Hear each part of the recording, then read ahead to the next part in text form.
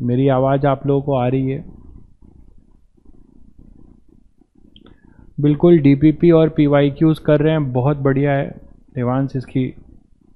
इसके अलावा कोई बहुत ज़रूरत है नहीं। अगर आपके पास समय बचता है तो आप अभी शीट भी करिएगा।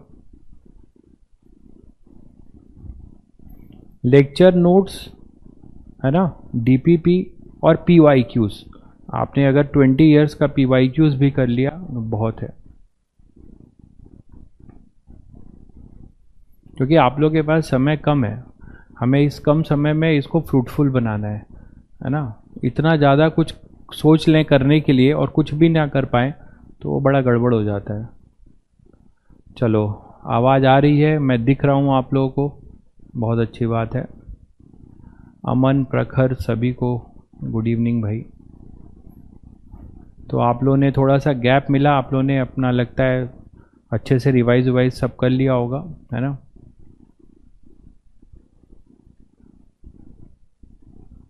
प्रणाम भाई, प्रणाम।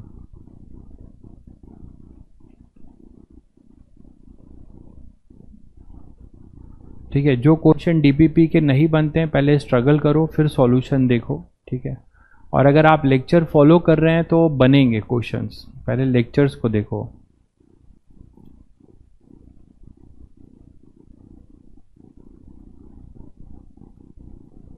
चलिए क्लास स्टार्ट करते हैं। तो लास्ट टर्न पे हम लोगों ने जो पढ़ा था याद करिए, वो इलेक्ट्रिक फील्ड लाइंस का कॉन्सेप्ट लिया था और इलेक्ट्रिक फील्ड लाइंस की कुछ प्रॉपर्टी भी हम लोगों ने पढ़ ली थी, ठीक है।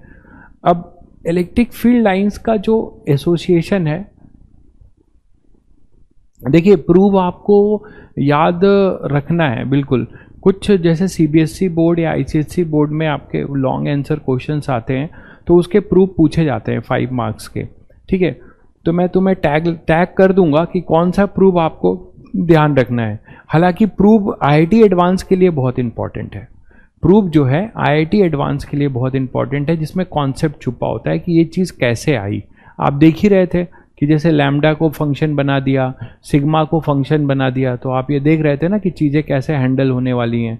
डेंसिटी को फंक्शन बना दिया। तो जब तक आपको अप्रोच या प्रूफ नहीं पता होगा तब तक आप नहीं कर सकते, ठीक है। लेकिन yes, for JEE Mains purpose अगर आप बेसिक चीज़ें जानते हो और फॉर्मूले का लिमिटेशन जानते हो, कौन क्या बता रहा है, तो उससे भी आपका काम हो जाएगा, ठीक है।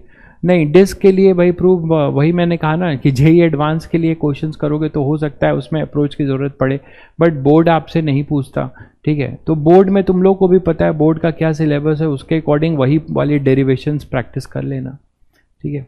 चलिए, तो नेक्स्ट अपना टॉपिक है इलेक्ट्रिक फील्ड लाइंस से रिलेटेड, कि इलेक्ट्रिक फील्ड लाइंस, मान लीजिए कोई इलेक्ट्रिक फील्ड लाइंस की जो प्रॉपर्टी है तुमने पढ़ी। अब ये बताओ कि ये जो इलेक्ट्रिक फील्ड लाइंस हैं, ठीक है, वो कहीं से पास हो रही हैं।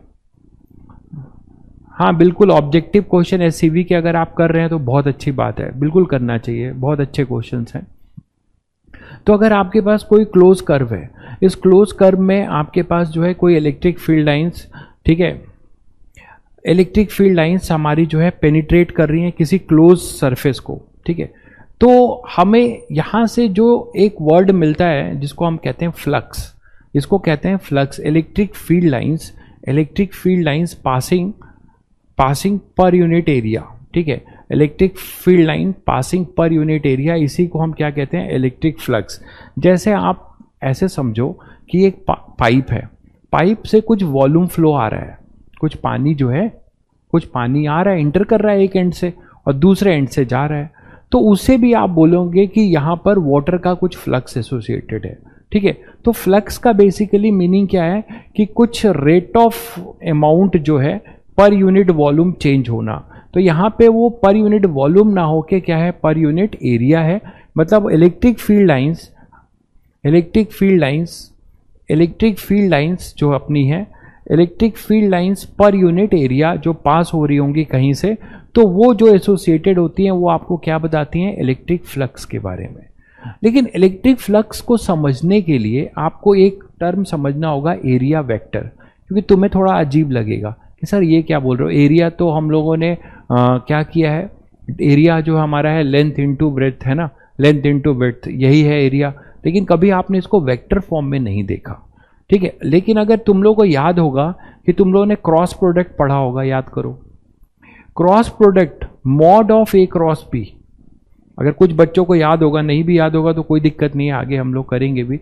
तो mod of A cross B जो है ना, वो जो उसका जो ज्योमेट्रिकल मीनिंग होता है, that is area of a parallelogram. मानते हो कि नहीं? ए और बी दो वेक्टर लो, दोनों एडजेसेंट साइड ऑफ पैरेलल एलोग्राम है। पोटेंशियल जो टॉपिक है बेटा वो इसके बाद का है, गॉस के बाद का पोटेंशियल है। सब पढ़ाया जाएगा, आप इसकी चिंता बिल्कुल मत करो शुभम कि क्या नहीं पढ़ाया जाएगा, वो मेरी जिम्मेदारी है। बस आप पढ़ते रहो, ठीक है, कुछ नहीं छूटेगा। बस एक बार पूरा टॉपिक पढ़ लेना, फिर खंगाल लेना कहीं से, कंटेंट खंगाल लेना और टॉपिक, कुछ नहीं छूटेगा आपका। तो यहां पर अपना जो एरिया वेक्टर है वो एक वेक्टर है। अब आज से जान लो कि आपके लिए, अब बड़े हो गए हो, एरिया एक कैसी क्वांटिटी है? एक वेक्टर क्वांटिटी है। तो बट ऑब्वियस सी बात है कि अगर वो वेक्टर होगी तो उसका क्या होगा? एक डायरेक्शन होगा, उसका एक आपके पास क्या होगा? डायरेक्शन होगा। और डायरेक्शन जो एरिया वेक्टर का है वो हम हमेशा एक यूनिट वेक्टर से डायरेक्शन लेते हैं। ये तो तुम लोगों को पता ही है कि यूनिट वेक्टर हमेशा एरिया, किसी भी वेक्टर का जो डायरेक्शन गवर्न करता है वो कौन करता है? Unit vector. तो यूनिट वेक्टर जो एरिया वेक्टर का होगा उसका रूल ये है कि वो हमेशा जो है क्या होगा? हमेशा जो है परपेंडिकुलर टू द एरिया होगा। जो भी आपका एरिया है उस पर्टिकुलर एरिया के अवे, परपेंडिकुलरली जो है और अवे जो आप लिखोगे वेक्टर, वो अपना एरिया वेक्टर होगा। तो यही लिखा हुआ है कि direction is considered along the normal to the surface area. हमेशा जो एरिया होगा उसके हमेशा क्या होगा? डायरेक्शन उसका नॉर्मल। जैसे कि मान लो एक ये रिंग है या डिस्क है, ठीक है, तो इस डिस्क में अगर आप एरिया वेक्टर बताना चाहोगे कि इसका एरिया वेक्टर क्या होगा, तो इसका एरिया वेक्टर आप इजिली बता सकते हो। इसका एरिया वेक्टर आपके पास क्या होगा? जस्ट ये मान लो कौन सा प्लेन है, ये रिंग किस प्लेन में पड़ी हुई है? ये रिंग मान लो एक्स जेड प्लेन में पड़ी है। तो एक्स जेड प्लेन में अगर पड़ी है तो इसका एरिया वेक्टर आप ऐसे दिखा दोगे।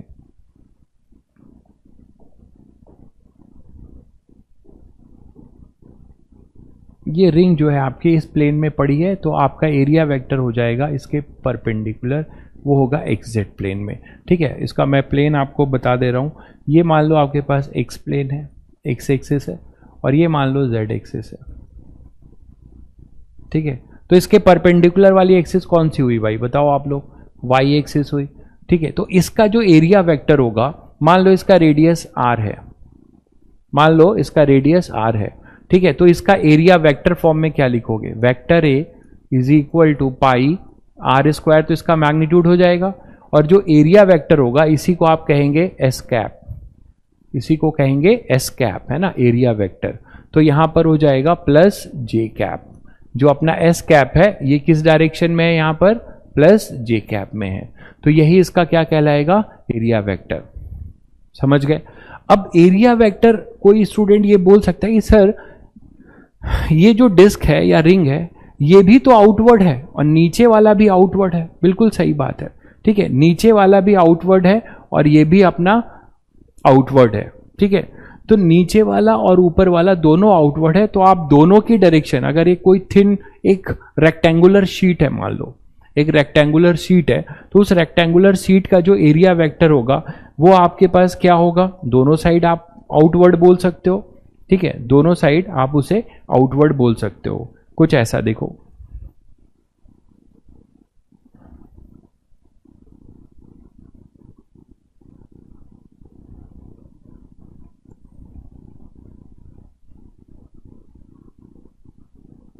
ये है मान लो,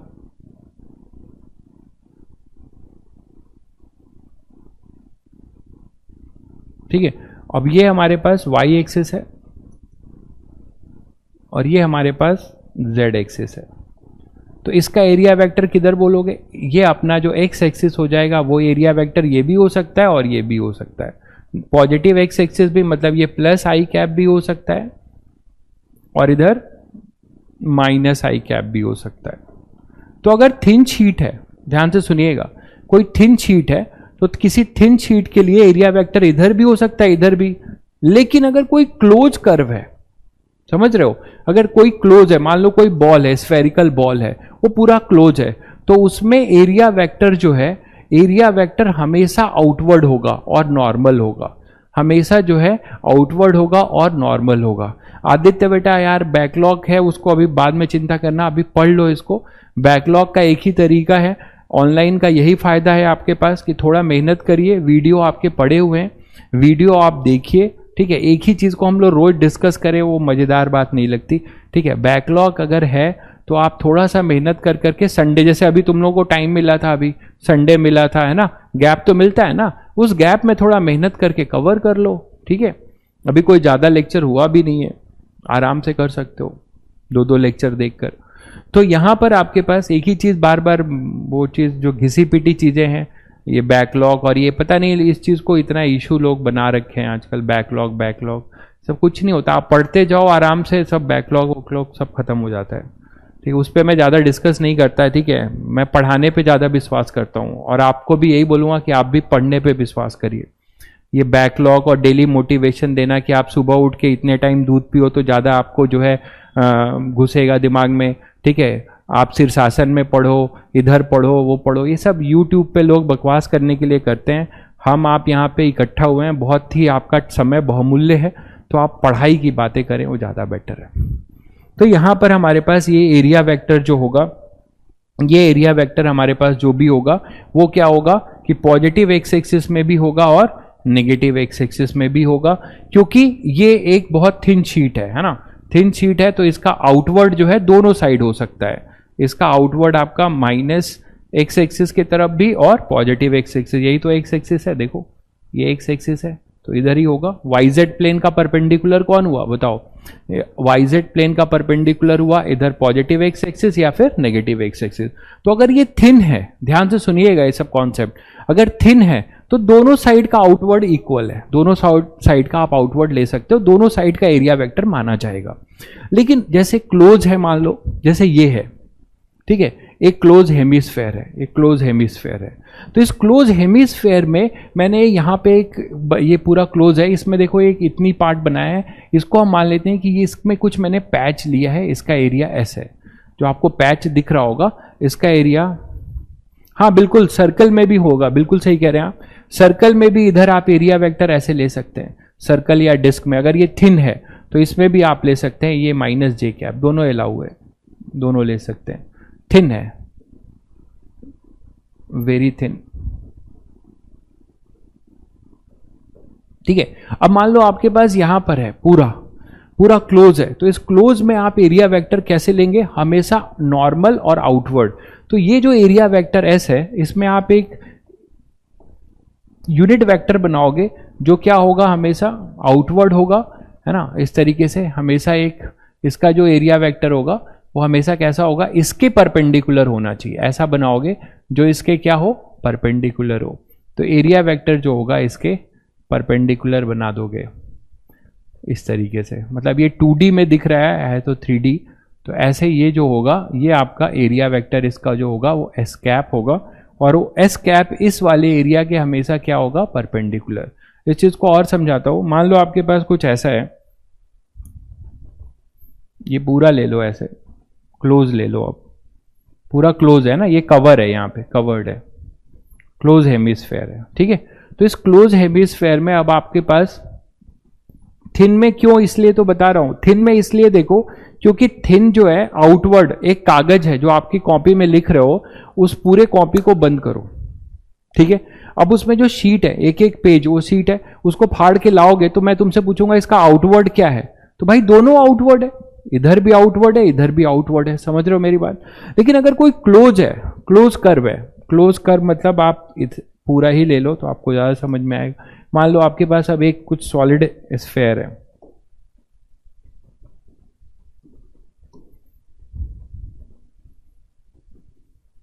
ये आपके पास मान लीजिए एक सॉलिड स्फेयर है। अब इस सॉलिड स्फेयर में, ये पूरा सॉलिड स्फेयर है, इसमें आपको बोला जाए कि इसका एरिया वेक्टर बताओ कहीं पे भी। मान लो मैं यहाँ पे एक ds एलिमेंट लेता हूँ, ये s, तो इसका एरिया वेक्टर क्या होगा, तो आपको पता है कि इसका जो एरिया वेक्टर होगा वो हमेशा कैसा होना चाहिए, इस तरफ। अब इसमें इनवर्ट दिखाना गलत हो जाएगा, इसमें इनवर्ट दिखाना गलत हो जाएगा, क्यों, क्योंकि ये क्लोज है, ध्यान रखना। तो 3 डायमेंशनल क्लोज कर्व में कोई भी 3 डायमेंशनल बॉडी है और क्लोज कर्व है, ठीक है, क्लोज बॉडी है 3 डायमेंशनल, तो उसमें जो एरिया वेक्टर होगा वो इनवर्ड कभी नहीं दिखा सकते, वो हमेशा क्या होगा, एरिया वेक्टर हमेशा उस सरफेस के परपेंडिकुलर और आउटवर्ड, ठीक है। तो क्लोज कर्व के लिए ये हमेशा जो है, ये फॉर क्लोज कर्व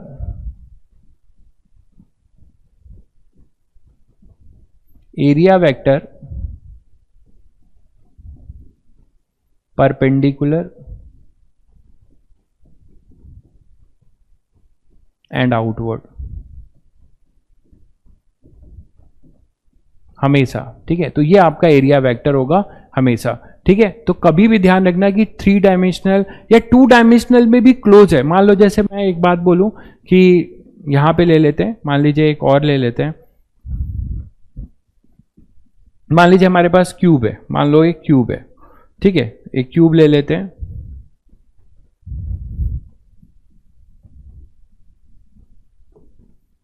अब देखो ये क्लोज बन रहा है, अभी केवल देखो इधर रेक्टेंगल है 2 डायमेंशनल, तो आपके प्लेन के परपेंडिकुलर है ना, आउटवर्ड ये भी आपका एरिया वेक्टर है, और ये प्लेन के परपेंडिकुलर और इनवर्ड ये भी आपका क्या होगा, परपेंडिकुलर। हॉलो भी होगा तो भी आउटवर्ड होगा, हॉलो स्फेयर होगा तो भी वो बंद है ना पूरा, हॉलो स्फेयर में भी क्या होगा, वो बंद है, तो एरिया वेक्टर हमेशा उसके क्या होगा, आउटवर्ड होगा। तो यहां पर आपके पास देखो, अगर मैं इसको क्यूब बनाता हूं,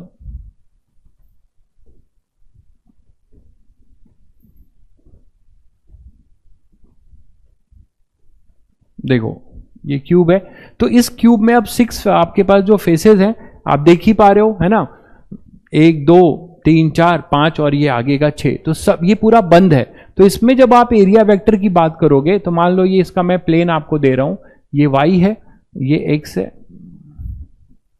और ये अपना क्या है, z है। तो अब इसमें हर प्लेन का एरिया वेक्टर बता सकते हो।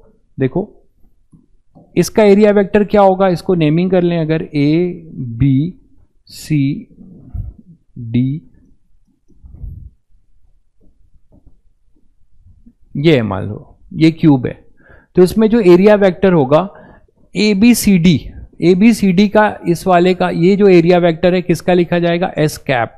ये किस प्लेन में है, ये वाला प्लेन आपका क्या होगा, वायर में। वायर में एरिया वेक्टर कैसे होगा भाई, वायर एक लीनियर है, उसमें एरिया वेक्टर कैसे पूछ रहे हो, है ना। तो यहां पर आपके पास क्या होगा, ए बी सी डी, ये जो प्लेन है ये वाईजेड प्लेन में दिख रहा है आपको, A B C D YZ plane में है, तो इसका एरिया वेक्टर किधर होगा बताओ, वाईजेड प्लेन का परपेंडिकुलर क्या होता है, एक्स एक्सिस, ध्यान से समझो। लेकिन अब इस एक्स एक्सिस में इधर पॉजिटिव और इधर नेगेटिव, तो अब आप ये नहीं ले सकते, आपको माइनस आई कैप लेना पड़ेगा। वेरी गुड भाई, एक ने आंसर दिया भी है, क्योंकि ये क्लोज है। मैंने अभी बताया कि क्लोज बॉडी में हमेशा एरिया वेक्टर आउटवर्ड लेना है, क्लोज बॉडी में। तो ये इसका एरिया वेक्टर हमेशा जो होगा वो क्या होगा, यहां माइनस आई कैप चला जाएगा, क्योंकि ये किस प्लेन में है, ये वाईजेड प्लेन में है, दिख रहा है आप लोगों को। तो इसका एरिया वेक्टर इसके परपेंडिकुलर होगा, और इसके परपेंडिकुलर जो एक्सिस है वो अपनी कौन सी है, एक्स एक्सिस। तो एक्स एक्सिस में भी ये क्लोज है, तो क्लोज है तो माइनस आई कैप वाले में होगा। चलो इसका बताओ जरा, area vector B C H E, इस प्लेन का, इसका एरिया वेक्टर बताओ। इसका एरिया वेक्टर कैसा होगा, ऐसा होगा, ये क्या बोला जाएगा, एस कैप, और ये क्या बोलोगे, बी सी एच ई, ऐसा बोलोगे, बी सी एच ई। और इसका एरिया वेक्टर ये होगा क्या होगी इसकी डायरेक्शन, ये कौन सा प्लेन है, कौन सा प्लेन है, देखो ये प्लेन है अपना z और x, तो xz प्लेन है, ये xz प्लेन में है, तो इसका एरिया वेक्टर इसके परपेंडिकुलर y एक्सिस और आउटवर्ड होगा, हमेशा क्लोज बॉडी है तो हमेशा आउटवर्ड होगा। तो बिल्कुल अब आप लोग सीख रहे हो, प्लस जे कैप, वेरी गुड, प्लस जे कैप। ठीक, इसके नीचे वाला बताओ, इसके लिए एरिया वेक्टर क्या होगा, इसका एरिया वेक्टर क्या होगा, ये कौन सा प्लेन है, ये भी अपना xz प्लेन है, ठीक है। xz प्लेन के परपेंडिकुलर जो एक्सिस होगी वो कौन सी होगी, वो अपनी y एक्सिस होगी, और इस y एक्सिस में क्लोज है तो आउटवर्ड होगा, तो इसका होगा एस कैप, ये क्या हो जाएगा, ए डी जी एफ, है ना, और इसका हो जाएगा माइनस जे कैप। ठीक, इसी तरीके से इसका भी बता सकते हो, इसका इधर होगा, ये हो जाएगा एस कैप ऑफ कितना, ई एफ जी एच, और ये कौन सा प्लेन है बताओ, ये कौन सा प्लेन है, ये भी YZ प्लेन है।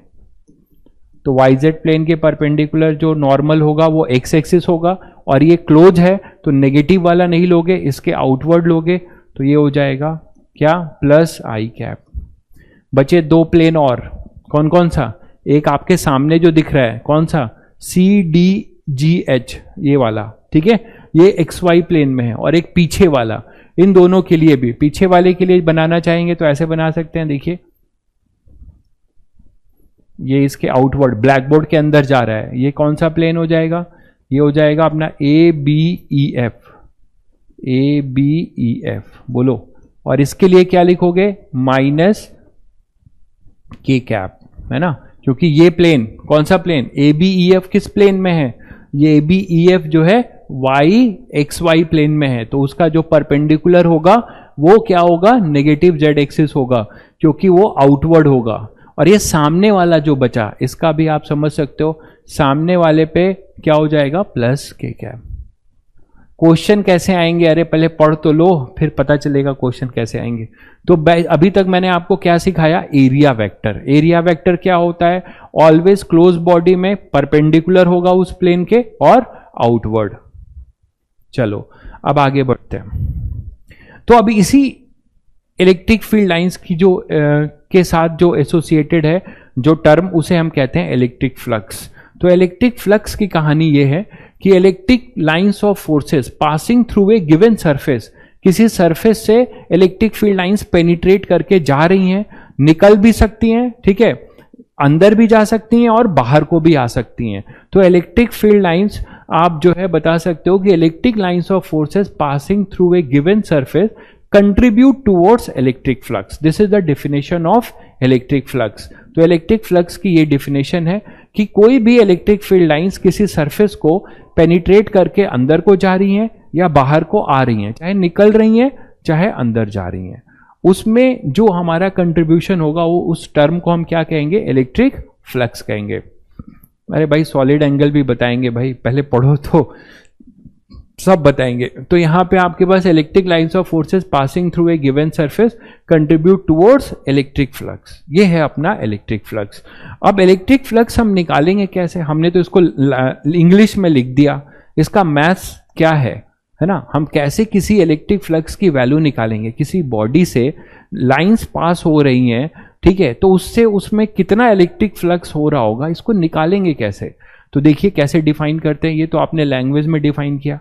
मान लो हमारे पास कोई एक बॉडी है, कोई भी बॉडी ले लेते हैं, मान लीजिए हमारे पास कोई भी आर्बिटरी बॉडी है, मान लो इस तरीके से कोई भी एक आर्बिटरी बॉडी है, ठीक है। अब इस आर्बिटरी बॉडी में आपने क्या किया, इलेक्ट्रिक फील्ड लाइंस पास होके जा रही हैं, पेनिट्रेट कर रही हैं, ठीक है। तो इलेक्ट्रिक फील्ड लाइंस इसमें पेनिट्रेट कर रही हैं। तो मान लो इलेक्ट्रिक फील्ड लाइंस जो पेनिट्रेट हो रही हैं कुछ ऐसी हो रही हैं,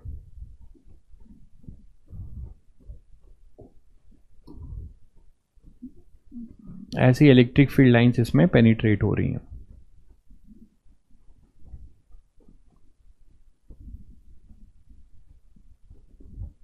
ठीक है, तो इससे जो है, इस बॉडी से, क्लोज बॉडी है, इससे जो है इलेक्ट्रिक फील्ड लाइंस आपकी पास हो रही हैं। इलेक्ट्रिक फील्ड आप देख के समझ पा रहे हो, मैंने यूनिफॉर्म बनाई है, कुछ भी हो सकती है, ठीक है। इलेक्ट्रिक फील्ड लाइंस ये ई है, ई वेक्टर है, ऐसे जा रहा है। अब आप क्या कर रहे हो, यहां पे कोई भी, ये पूरे बॉडी से मैं नहीं निकाल रहा हूं, मैं उस बॉडी में से छोटा सा एक पैच ले रहा हूं। जैसे फुटबॉल है, सुनो ध्यान से, एक फुटबॉल है, फुटबॉल में जो है ब्लैक और व्हाइट पैचेस होते हैं, तो उस स्फेयर में एक ब्लैक पैच पकड़ लो या एक व्हाइट पैच पकड़ लो। तो उसी तरह से इस बॉडी में मैंने एक छोटा सा एक पैच पकड़ लिया। मान लो हमारे पास ये, वो इसकी बात कर रहा हूं मैं, इतना पार्ट, डिफरेंशियल पार्ट, जैसे तुम वहां dx लिखते थे, तो ये पूरी बॉडी है, तो इस बॉडी में मैंने पूरा एरिया इसका s है, उसमें से मैंने छोटा एरिया लिया है जिसको मैं क्या बोल रहा हूं, ds, इसको मैं बोल रहा हूं डिफरेंशियल एरिया ds। ओके, अब इस ds का एरिया वेक्टर क्या होगा, अब आप लोग के लिए बिल्कुल बड़ी बात नहीं है, जल्दी बताओ, एरिया वेक्टर इसका क्या होगा, इस ds के हमेशा क्या होगा, परपेंडिकुलर होगा और इनवर्ड नहीं होगा, क्योंकि क्लोज बॉडी है, हमेशा कैसा होगा, आउटवर्ड।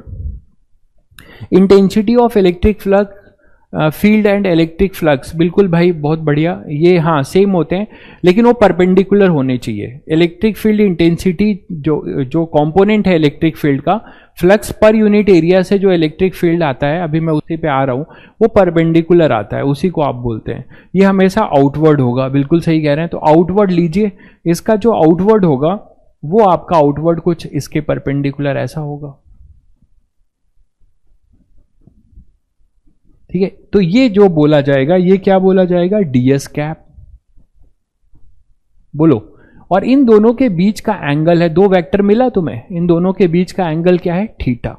इन दोनों के बीच का एंगल थीटा है। के कैसे बोल रहे हो, है ना मोहित, के नहीं है, ये के कहाँ है, ये तो जनरल किसी स्पेस में जाएगा, ये सब 3 डायमेंशनल स्पेस में है, ठीक है। ये कोई एक्स वाई प्लेन नहीं है कि आप जेड एक्सिस पे के कैप बोलोगे, है ना, ये कोई भी 3 डायमेंशनल है। तो अगर मैं बोलूं कि ds यहां पर क्या है, ds अगर हम लोग डिफाइन करें तो ds अपना क्या है, एरिया ऑफ डिफरेंशियल एलिमेंट, ठीक है, एरिया ऑफ डिफरेंशियल एलिमेंट। और यहां पे जो ds कैप है वो उसका क्या है, एरिया वेक्टर है। ds कैप क्या है, यूनिट वेक्टर है।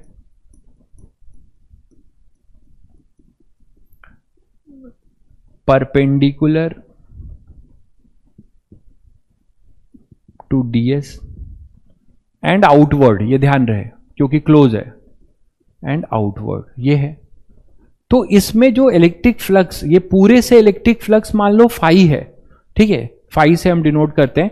तो उस फाई में इतने में कितना कंट्रीब्यूशन हुआ है, तो भाई इलेक्ट्रिक फील्ड लाइंस इस वाले एरिया को, छोटा जो एरिया है इसको भी तो पेनिट्रेट करके जा रही हैं, तो इसके लिए बोलते हो डी फाई, ये सिंबल होता है हमेशा, स्टैंडर्ड है, फाई को डी फाई। डी फाई क्या है, it is the flux through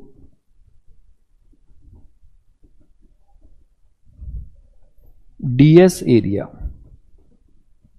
flux through ds area, ये डिफाइन करते हो जनरल E डॉट ds, दोनों के डॉट प्रोडक्ट से आता है, E डॉट ds, ये आपका जो है डिफाइन होता है फ्लक्स, जनरल फॉर्मूला है डिफरेंशियल,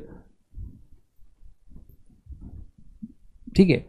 फ्लक्स आप बोलते हो d phi equal to E dot d s, ठीक है, E dot d s, this is the differential flux through which area d s area. अब आप इस तरीके से ये बताओ, इस पूरे बॉडी को आप कई सारे ऐसे छोटे छोटे पैच में डिस्ट्रीब्यूट कर सकते हो डी एस में, और आपको टोटल निकालना है, टोटल फ्लक्स निकालना है। तो आपको अब इतना आइडिया लग गया कि टोटल का मतलब इंटीग्रेट करना। तो फाई टोटल जो आप लिखोगे यहां पे, फाई टोटल जो लिखोगे, फाई टोटल वो क्या लिखोगे, इसी का इंटीग्रेशन होगा, ठीक है, ई डॉट डी एस, इसका इंटीग्रेशन करेंगे हम लोग। लेकिन यहां आपके लिए एक इंटरेस्टिंग बात मिलने वाली है कि ये इंटीग्रेशन नॉर्मल नहीं है जो तुम अभी तक करते आए हो, ये पूरे क्लोज कर्व में इंटीग्रेशन है। मेरी बात को सुनो ध्यान से, अभी तक तुम क्या करते आए हो, अभी तक तुम ये करते आए हो कि x पे जाते थे, dx का इंटीग्रेशन करते थे, dx का एलिमेंट कट करते थे और उसकी लिमिट लेते थे x की लोअर लिमिट से x की अपर लिमिट, ठीक है, ये आप यहां से बोलते थे। लेकिन अब यहां पर जो है, ये जो भी आप इंटीग्रेशन कर रहे हो पूरे इस बॉडी के क्लोज कर्व पे कर रहे हो। तो इसको सिंपल मतलब इसको बताने के लिए कि हम इस किसी बॉडी के क्लोज कर्व पे इंटीग्रेशन कर रहे हैं, हम इसको एक सर्कल से ऐसे सर्कल लगाते हैं, तो इसे हम कहते हैं सरफेस। अच्छा, ये सर्कल का मतलब हुआ, इस सरफेस का मतलब हुआ, यहां लिख रहा हूं मैं, देखो अगर इंटीग्रेशन में ऐसे राउंड कर दिया, ठीक है, तो इसका मतलब हुआ इंटीग्रेशन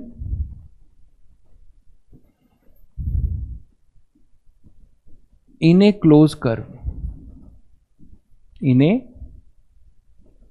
क्लोज कर्व, समझ गए, integration in A close curve, इसका ये मतलब हुआ। तो यहां इस क्लोज कर्व में हम, इस पूरे क्लोज बॉडी है इसमें हम इंटीग्रेशन कर रहे हैं, इसीलिए हमने ये किया। तो टोटल फ्लक्स अगर आपको निकालना है तो आप इसे यूज करेंगे। डॉट प्रोडक्ट हमें सॉल्व करना होगा, अभी आगे क्लियर होगा कि हम इसको कैसे सॉल्व करेंगे। तो this is for flux through total, flux through whole body. ठीक है, थोड़ा इस क्लोज सरफेस इंटीग्रल को और समझते हैं। ठीक है, जैसे देखो सरफेस इंटीग्रल को और समझते हैं, पहले ये देख लो आप लोग। तो मैंने अभी इसमें आपको यही समझाया कि अगर हमें d है, केवल इतने से कितना फ्लक्स का कंट्रीब्यूशन है, उसके लिए डॉट प्रोडक्ट लोगे। अच्छा, इससे आप समझ पा रहे हो कि डॉट एक स्केलर प्रोडक्ट होता है, तो इसका मतलब जो हमारा फ्लक्स है ना, फ्लक्स जो अपना है इलेक्ट्रिक फ्लक्स, वो क्या होगा, वो भी स्केलर है होगा, वो वेक्टर नहीं है, क्योंकि डॉट प्रोडक्ट से निकाल रहे हैं। तो ई डॉट डी एस, लेकिन इसी ई डॉट डी एस को यहां बहुत सारे पैच आपने बनाए, और सभी पैच से जो डी आ रहा है, सारे डी को जोड़ दिया, डी सबको जोड़ा। तो सबको तुम जोड़ दोगे तो total flux through the close body मिलेगा। अभी हम इंटीग्रेशन क्लोज बॉडी में कर रहे हैं, उसके लिए आपने स्पेशल यहां पे एक सिंबल मार्क किया है, ये वाला integration through the close curve. इसका मतलब और समझो, मतलब ये है कि मान लो आपके पास एक क्लोज कर्व है, और वो क्लोज कर्व 2 डायमेंशनल भी हो सकता है और 3 डायमेंशन। अब समझो, अगर मैं आपको बोलता हूं कि मैंने ऐसा लिखा है, और यहां पर आपको dl लिख दिया, और इस यहां पे मैंने ds लिख दिया, दोनों में क्या मतलब है? तो ये है line integral of in A close loop. इसे पढ़ेंगे हम लाइन इंटीग्रल इन ए क्लोज लूप। ठीक है, और यहां ds है, मतलब एरिया की बात हो रही है, समझ गए? तो एरिया की बात है, तो हम इसे पढ़ेंगे सरफेस इंटीग्रल, सरफेस इंटीग्रल इन ए क्लोज लूप। ठीक है, अब इन दोनों का मतलब समझो। मान लो मैं एक रिंग लेता हूं ऐसा, ठीक है, अब यहां पे मैं बहुत सारे dl एलिमेंट कट करता हूं, dl1 है, मान लो यहां पे ये dl2 है, यहां पे dl3 है, या छोटे छोटे सबको dl ही ले लिया, मान लो सभी dl हैं, सभी मान लो dl हैं, सभी मान लो dl हैं। तो इन सभी dl को मैं जोड़ूंगा, ध्यान से समझिएगा, लाइन इंटीग्रल इन ए क्लोज लूप का क्या मतलब है। तो अभी आप ये बताओ, अभी क्या कर रहे थे, अभी तक तुम क्या कर रहे थे, दोनों में अंतर समझो।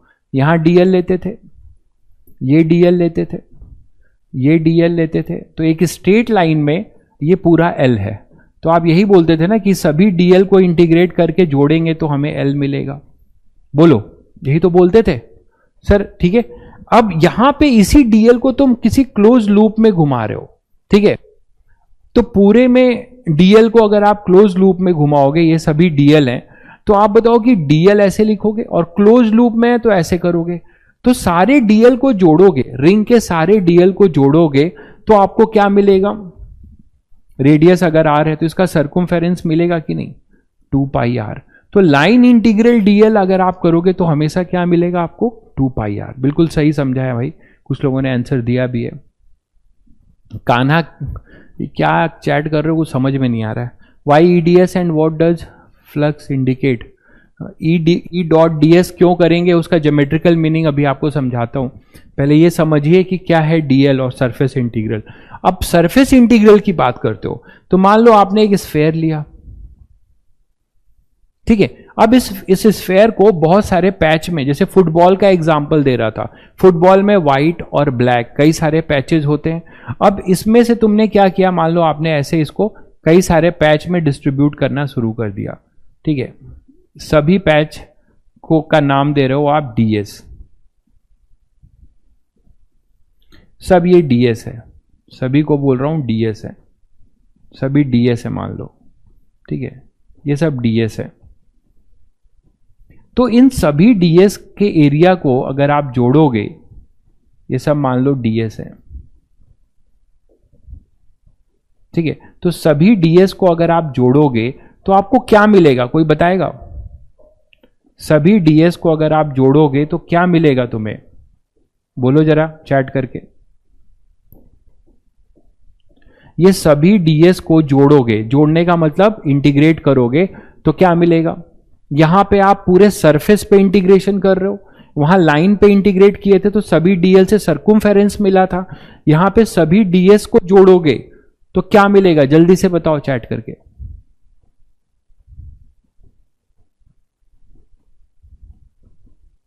4/3 पाई r क्यूब, गलत, अंकित एरिया की बात हो रही है, वॉल्यूम डीवी थोड़े इंटीग्रेट कर रहे हैं, surface area, surface total surface area. Will very good Krish, surface area मिलेगा, बिल्कुल सही कह रहे हैं। 4 दीपक बहुत बढ़िया, 4πr², ठीक है, समझ गए बहुत लोग। तो सरफेस एरिया, आउटर इनर कुछ नहीं, सरफेस एरिया की बात हो रही है। हाँ अगर थिन है, थिक होगा तो बात करेंगे। वॉल्यूम जो लिख रहे हैं बच्चे, वो वॉल्यूम नहीं है, हम लोग सरफेस इंटीग्रल डीवी नहीं कर रहे हैं, हम लोग सरफेस इंटीग्रल डीएस कर रहे हैं। तो सरफेस एरिया इसको हम ऐसे कर रहे हैं और क्लोज लूप में कर रहे हैं, तो ये अपना है सरफेस इंटीग्रल। इसका मतलब समझना जरूरी है, ये आपके लिए नया टर्म है। तो सरफेस इंटीग्रल कितना हो जाएगा, इसका रेडियस अगर आप r ले लेते हैं, इसका रेडियस अगर आप r ले लेते हैं तो कितना लिखेंगे, 4πr²। ठीक है, तो सरफेस इंटीग्रल जो है इस स्फेयर का, चाहे क्लोज हो, चाहे हॉलो हो, चाहे सॉलिड हो, सरफेस एरिया तो हॉलो या सॉलिड का बराबर ही होगा, 4πr²। तो शायद अब आप लोग समझ गए कि what is the meaning of surface integral DS, what is the meaning of surface close integral DL. इसकी तो जरूरत आपको अभी 2 महीने बाद पढ़ने वाली है, इसकी जरूरत अभी आपको पढ़ने वाली है गॉस लॉ में कि सरफेस इंटीग्रल क्या है। तो मैंने आपको अभी ये समझाया कि what is our surface integral. Surface integral मतलब सही कई सारे पूरे क्लोज कर्व है, उसमें कई सारे डीएस को जब हम जोड़ेंगे तो पूरा हमें क्या मिलेगा, उसका सरफेस एरिया। और हम सर्कुलर क्यों लिखते हैं, सर्कुलर सिंबल क्यों देते हैं, क्योंकि हम इसका जो इंटीग्रेशन कर रहे हैं वो किसी क्लोज सरफेस पे कर रहे हैं, किसी क्लोज बॉडी में कर रहे हैं। फिर ये ध्यान रहे कि ये बॉडी सर क्या हमेशा स्फेयर ही होगी, नहीं बिल्कुल नहीं, वो क्यूबॉइड हो सकती है ना, आपके पास क्यूब हो सकता है, स्फेरिकल हो सकता है, क्लोज होना चाहिए तभी आप सर्कल लगाते हो। क्लियर हो गया होगा। तो ये अभी आपने सीखा कि how we can find the flux and what is the meaning of ds, E dot ds. ठीक है, अब इसमें आते हैं ई डॉट डीएस में और भी चीज सीखते हैं कि ई डॉट डीएस में आपने जो ये पढ़ा फॉर्मूला, इस पे और थोड़ा आते हैं, इसके मैग्नीट्यूड पे आते हैं। अभी आपने पढ़ा phi is equal to E dot S, ये भी लिख सकते हो और अगर आप ये भी लिख सकते हो, d phi is equal to E, यहां डी फाई लिखोगे तो यहां फिर क्या लिखोगे, केवल डीएस, है ना। तो ये कब यूज करोगे, जब आपको डिफरेंशियल निकालना हो, फिर इंटीग्रेट। अगर सब चीज कांस्टेंट है तो आप ये यूज करना। तो जब इसकी बात अगर मान लो करें तो यहां फ्लक्स का मैग्नीट्यूड क्या होगा, डॉट प्रोडक्ट तो ब्रेक करना आता है सबको, ई एस कॉस थीटा, यही तो बोलते हो। जिसमें थीटा क्या होगा सभी को पता है, थीटा क्या था, theta is the angle between area vector and DS vector. इस पे अगर हम बात करें, ये जो फॉर्मूला मैंने लिखा था ये देखो, ठीक है। तो यहां पर इसको अगर आप ब्रेक करते थे, ई डॉट डीएस को ब्रेक करोगे यहीं पर, तो मैं यहां लिख दे रहा हूं कि फाई टोटल जो होगा, फाई टोटल जो होगा वो आप अगर मैग्नीट्यूड लिखोगे तो क्या लिखोगे, ई डीएस कॉस थीटा, यही लिखोगे। जिसमें थीटा क्या है, एंगल है किन दो के बीच में, angle between area vector and electric field vector, यही तो बोलोगे। थीटा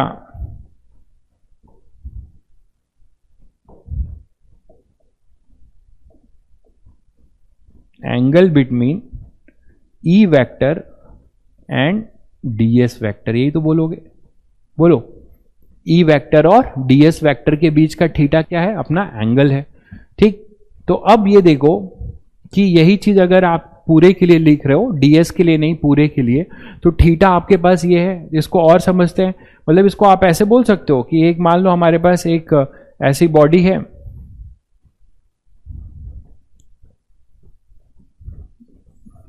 मान लो ऐसी 2 डायमेंशनल बॉडी है,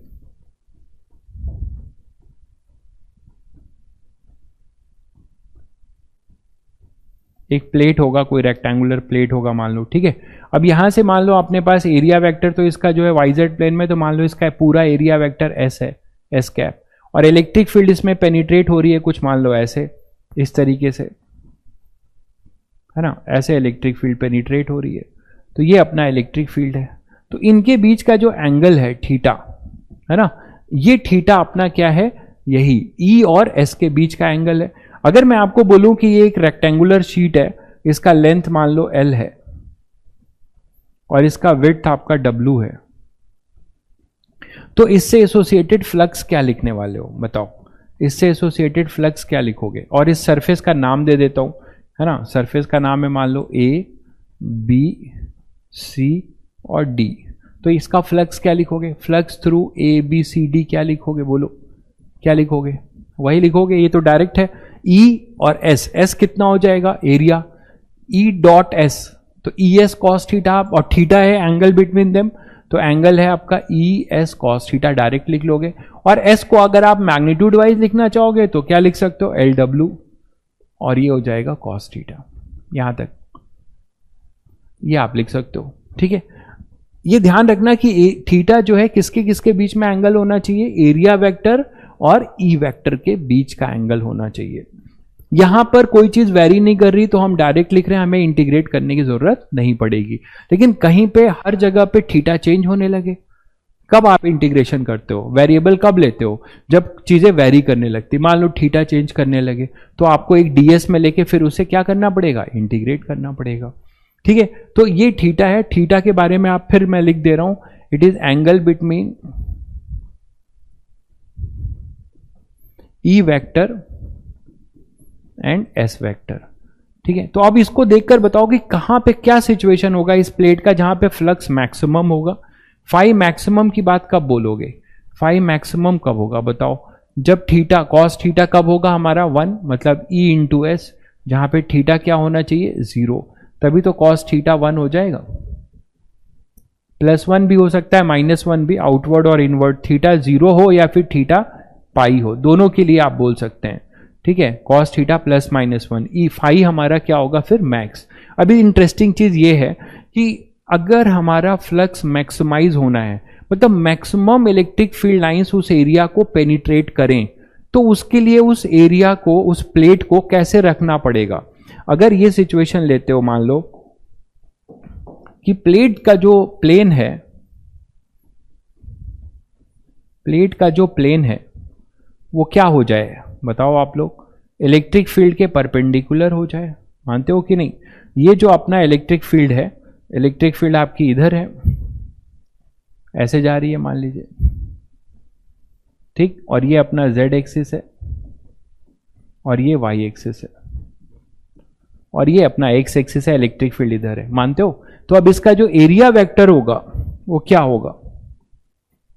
एरिया वेक्टर आपका इधर ही होगा, ये भी इधर ही होगा, एस कैप।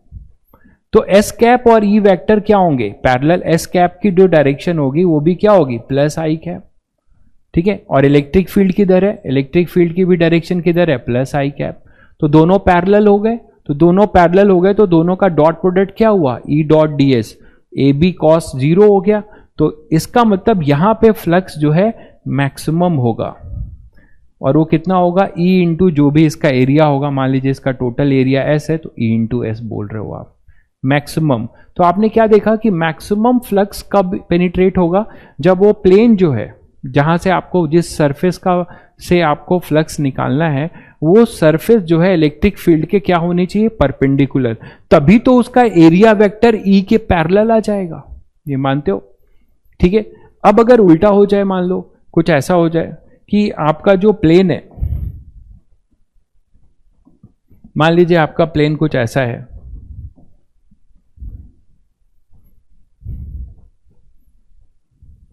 जो कि इलेक्ट्रिक फील्ड के पैरेलल है। यही प्लेट जो है, मैं इलेक्ट्रिक फील्ड के क्या कर रहा हूं? पैरेलल कर दे रहा हूं,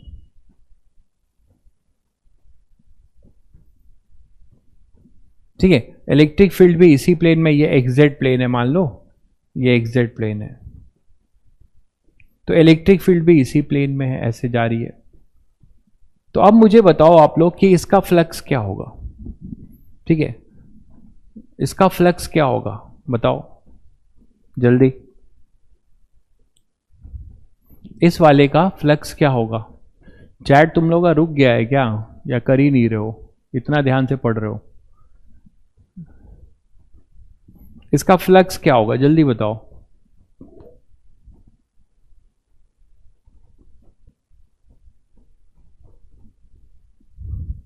इसका फ्लक्स बताओ जल्दी। तुम लोगों का लगता है चैट रुका हुआ है।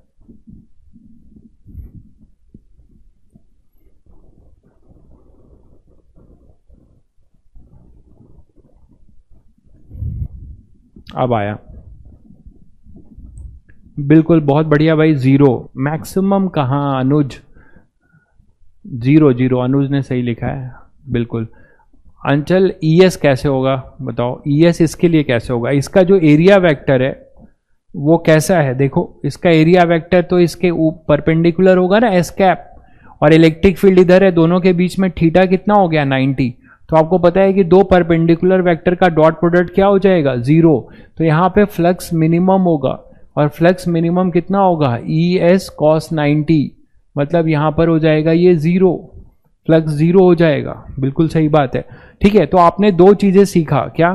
कि for minimum flux plane of the surface is parallel to electric field. होगा कि नहीं बताओ?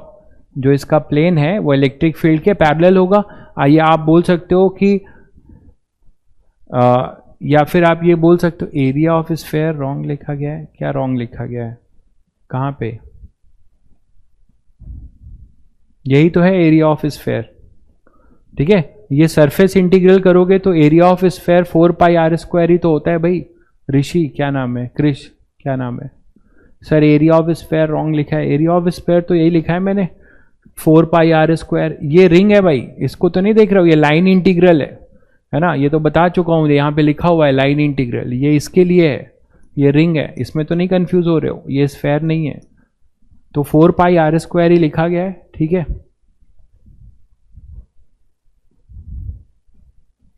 तो फ्लक्स आपका यहां पर क्या हो जाएगा? अपना मिनिमम फ्लक्स हो जाएगा। यहां तक क्लियर है सभी को? चलिए, ऋषि बता रहे हैं कि सरफेस एरिया में आर की पावर 3 होगा। बेटा वो वॉल्यूम होता है 4/3 पाई आर क्यूब ऋषि। ठीक है, 4 पाई आर स्क्वायर ही होता है surface area of A sphere. ठीक है, हाँ भाई कार्तिक है, तुम्हारा कमेंट आ रहा है। तो यहां पर आपके पास मिनिमम फ्लक्स भी आपने देखा। लेकिन अब ये बताओ कि इसी में एक इंटरेस्टिंग चीज लेते हैं कि ना ही अपना प्लेन क्या हो, इसके परपेंडिकुलर हो, ना ही इसके पैरेलल हो, कुछ ऐसा हो जाए। देखो मान लीजिए आपके पास एक प्लेन ऐसा है कि आपके पास ये एरिया है ऐसा। ठीक है, अब ये जो एरिया है इसको मैं एस बोल रहा हूं, कुछ भी एरिया हो सकता है, और इलेक्ट्रिक फील्ड देखो इसके पर ऐसे जा रही है, ये इलेक्ट्रिक फील्ड ऐसे जा रही है। ये बहुत इंटरेस्टिंग कॉन्सेप्ट है, ध्यान से समझिएगा। ठीक है, इलेक्ट्रिक फील्ड यूनिफॉर्म ले रहा हूं, ई है मान लो, हर जगह इसका मैग्नीट्यूड चेंज नहीं हो रहा है। और अब हमें बताना है कि इसका फ्लक्स क्या होगा, यहां से कितना फ्लक्स पास हो रहा है। ठीक है, अब यहां से देखो ये टोटल एस है।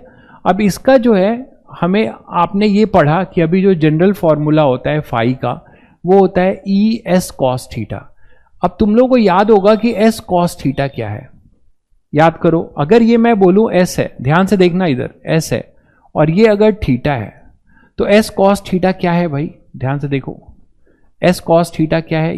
ये होगा एस कॉस थीटा। प्रोजेक्शन लेते हो, यही तो बोलते हो, S cos theta A B cos theta में ये ए है और ये थीटा है, तो ए कॉस थीटा क्या होगा? It is projection of a along theta. मानते हो कि नहीं?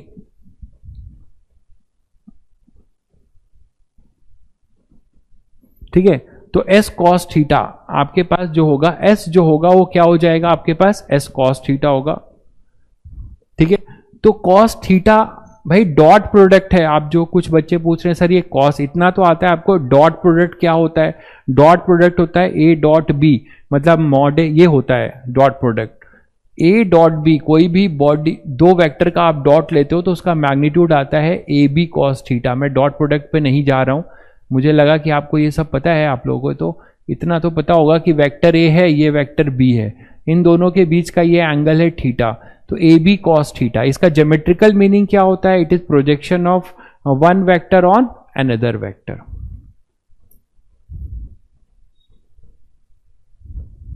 ठीक है, तो एस आपके पास हो जाएगा थीटा का प्रोजेक्शन, तो कितना हो जाएगा?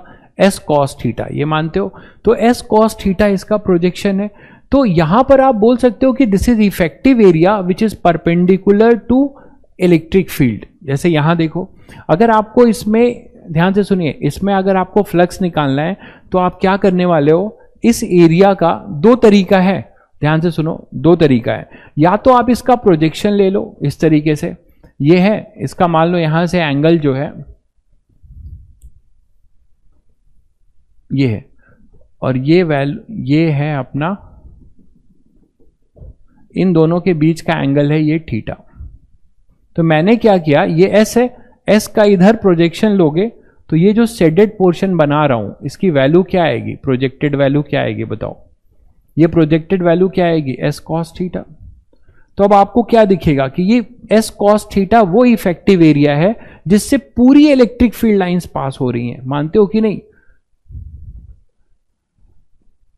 पीछे वाली स्लाइड परपेंडिकुलर होगा, क्या परपेंडिकुलर होगा?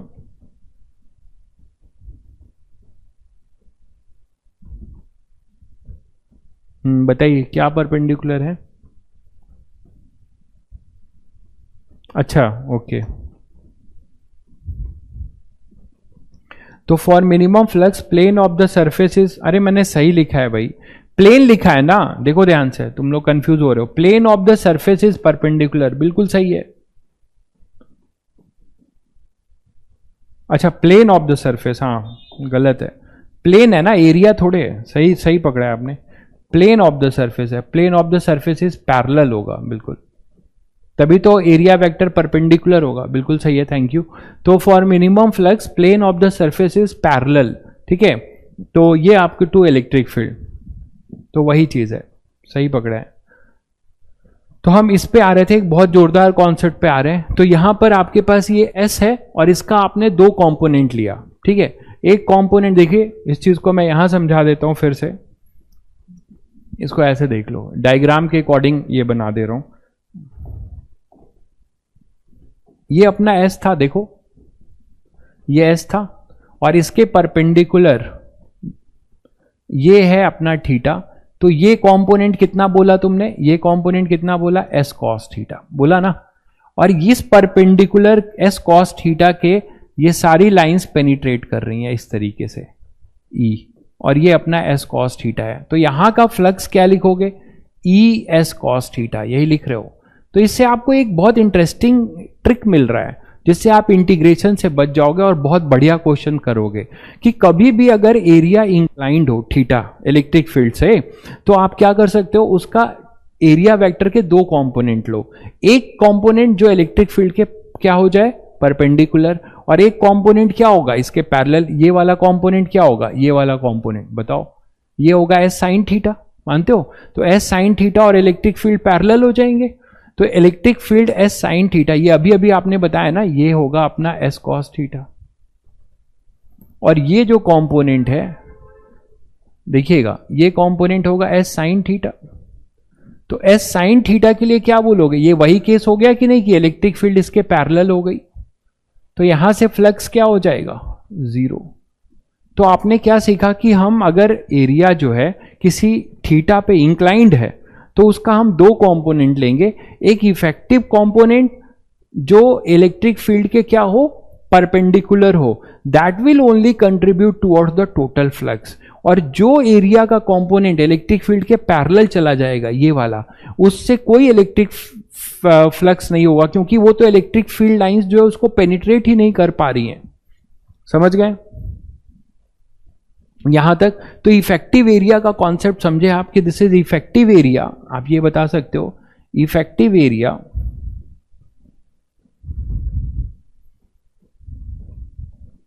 विच is perpendicular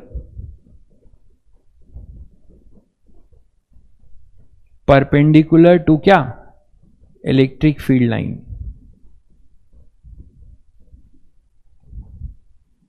that area will only contribute toward the total flux. एक तो फ्लक्स लिखने का ये तरीका है, एक और भी तरीका है, उल्टा सोचो कि एरिया के क्या करो, एरिया के परपेंडिकुलर फील्ड का कंपोनेंट ले लो। दूसरा तरीका भी है, दूसरा कॉन्सेप्ट देखो, इसमें इसी फिगर को लेके आपको बता रहा हूं।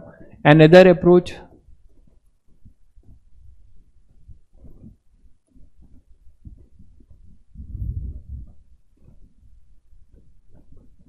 फॉर कैलकुलेटिंग फ्लक्स,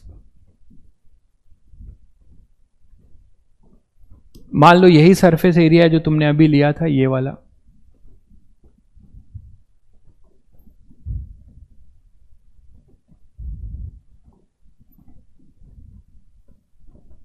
ये है, ठीक है, यही लिए थे ना। देखो इसका आप एस बोले थे। अब इसका जो ये एंगल है, जो वर्टिकल से एंगल आपने माना था, वो एंगल क्या माना था आपने, वो एंगल माना था थीटा। ध्यान से सुनिएगा। और इलेक्ट्रिक फील्ड ऐसे थी हॉरिजॉन्टल। तो जरा एंगल जज करो, ये अगर थीटा है और ये इस पे 90 है, तो ये कितना होगा, 90 माइनस थीटा होगा। और ये एंगल भी क्या होगा अपना, फिर ये 90 माइनस थीटा हो गया, तो ये भी कितना होगा, 90 माइनस थीटा। मानते हो? तो अब आप अगर एरिया को नहीं कंपोनेंट ब्रेक कर रहे हो, ई फ्लक्स जो होगा वो ई फ्लक्स मैक्सिमम होगा पैरेलल में।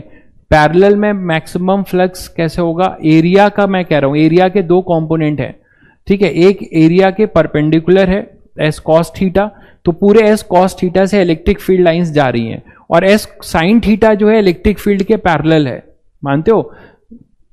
तो हमारे पास केस क्या हो जाएगा अपने पास, कि अगर ये एस कॉस थीटा है, देखो इधर फिर से समझ लो, ये एस कॉस थीटा है और इलेक्ट्रिक फील्ड पूरी इसके क्या है, ऐसे जा रही है, तो इसका एरिया, आप मान लो ये एस कॉस थीटा का एरिया भी इधर ही होगा, this is area vector of S cos theta और इलेक्ट्रिक फील्ड, तो दोनों पैरेलल हो जाएंगे, तो फाई मैक्स का केस होगा कि नहीं होगा।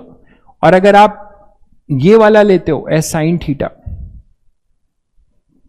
और इलेक्ट्रिक फील्ड इधर है, तो इसका एरिया वेक्टर इधर होगा, तो ये फिर से क्या हो जाएगा, 90 का केस, अभी अभी तो बताया, ठीक है। तो यहां पर आपके पास इफेक्टिव एरिया का वो कंपोनेंट आपको लेना है जो इलेक्ट्रिक फील्ड के परपेंडिकुलर है, तो वहां से फ्लक्स आपको मैक्सिमम होगा। अब ये उल्टा सोचो कि मैं अब एरिया का कंपोनेंट नहीं लूंगा, मैं अब किसका कंपोनेंट लूंगा, इलेक्ट्रिक फील्ड का। तो इलेक्ट्रिक फील्ड का जब आप कंपोनेंट लोगे तो आपको दो कंपोनेंट मिलेंगे, एक मिलेगा देखो ये ई कॉस 90 माइनस थीटा, मतलब ई साइन थीटा, जो कि ई साइन थीटा जो होगा वो इस सरफेस के पैरेलल है, और एक आपके पास होगा ई कॉस थीटा जो इस एरिया के क्या है, परपेंडिकुलर है। तो अब आप जो फ्लक्स लिखते हो वो लिखते हो ना ई कॉस थीटा इंटू एस, ऐसे भी बोल सकते हो, जिसमें अब आप उल्टा सोचो, पहले मैंने E into S cos theta का कॉन्सेप्ट दिया, अब मैं आपको दे रहा हूं E cos theta into S, मतलब ई कॉस थीटा कौन सा कंपोनेंट हो जाएगा, ई कॉस थीटा है effective component of electric field, है ना, effective component of electric field perpendicular to area. तो आपको दो तरीका बताया मैंने, आपको दो तरीका बताया फ्लक्स लिखने का, कांस्टेंट इलेक्ट्रिक फील्ड लाइंस हैं, तो क्या, या तो आप एरिया का कंपोनेंट लो इलेक्ट्रिक फील्ड के, और कौन सा कंपोनेंट हो जाएगा फ्लक्स में, जो कंपोनेंट इलेक्ट्रिक फील्ड लाइंस के परपेंडिकुलर होगा, उससे फ्लक्स अपना मैक्सिमाइज होगा, मतलब वो उसी से वही फ्लक्स के लिए कंट्रीब्यूट करेगा, वो कर दो। तो या फिर आप उल्टा सोचो कि इलेक्ट्रिक फील्ड का एक कंपोनेंट उस एरिया के पैरेलल हो और दूसरा उसके क्या हो, परपेंडिकुलर। तो अब आप खुद सोचो कौन पेनिट्रेट कर पा रहा है, ई साइन थीटा तो इसके पैरेलल है, क्या ये इस एरिया को पेनिट्रेट कर पा रहा है, नहीं, यस, ई कॉस थीटा इसको पूरा पेनिट्रेट करेगा। तो इफेक्टिव कंपोनेंट जो इलेक्ट्रिक फील्ड का है, जो फ्लक्स में कंट्रीब्यूशन दे रहा है, वो कौन दे रहा है, the component which is perpendicular to the area, ठीक है। तो ये दो तरीका आपने सीखा, इससे आप बहुत अच्छे क्वेश्चंस करने वाले हैं। जैसे देखिए, अगर जो बच्चे इस कॉन्सेप्ट को ग्रिप कर पाए तो ये वो क्वेश्चन कर सकते हैं।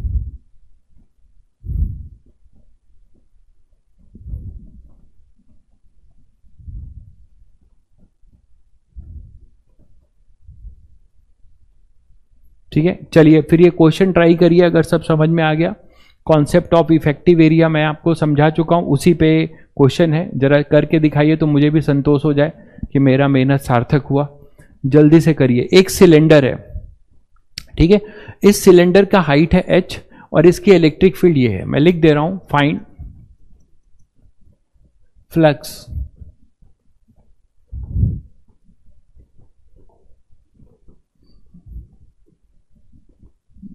through the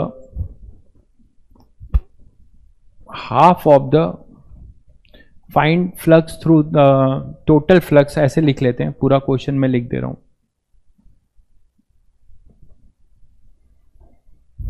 find flux,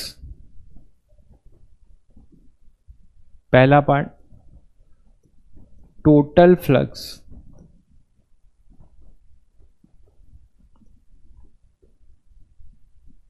through half of the curve part of the cylinder and cone, half of the curve part से। दूसरा है total flux through the cylinder and कोन।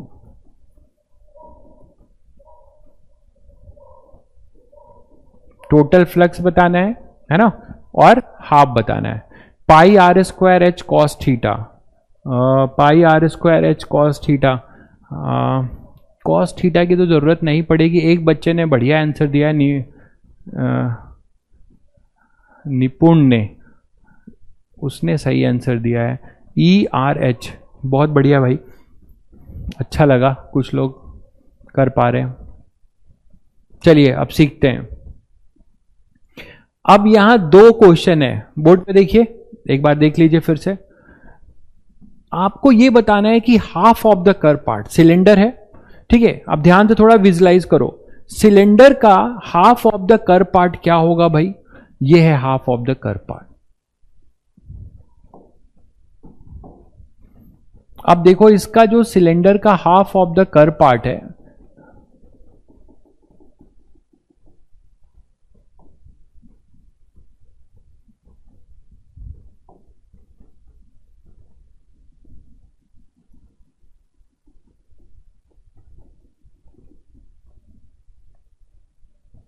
ये देखो इधर half of the curve part का cylinder का projection एक rectangle आएगा। पहले ये तुम लोग विजुलाइज कर पा रहे हो कि नहीं? Half of the curve part of the cylinder का जो प्रोजेक्शन होगा वो एक रेक्टेंगल होगा। ये बात आप गेस कर पा रहे हो? देखो